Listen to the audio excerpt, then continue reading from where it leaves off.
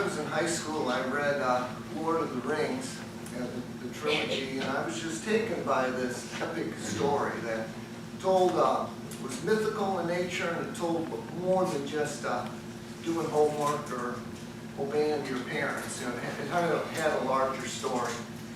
And as I think about the Bible, we are in a larger story than just working and paying bills and living our life. And it begins in Genesis 1:1, where we're told, in the beginning, God created the heavens and the earth. But the story moves on to say that we have a problem. Adam and Eve sinned. And so the world we live in is fallen. And our hearts are fallen.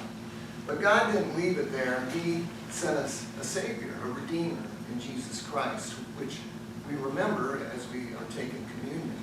But we're still in an in-between spot. The story's not done.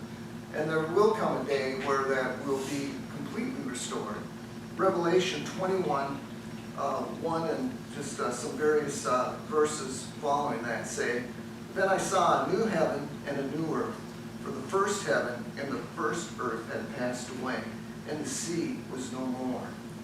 Then I heard a loud voice from the throne saying, 'Look, God's dwelling is with humanity, and he will live with them.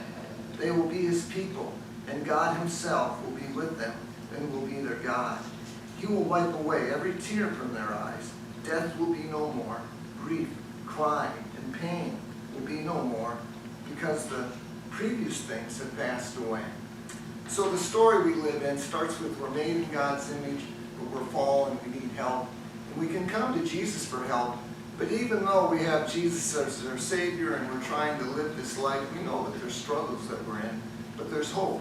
We're going to be restored in our bodies, and this whole world will be restored.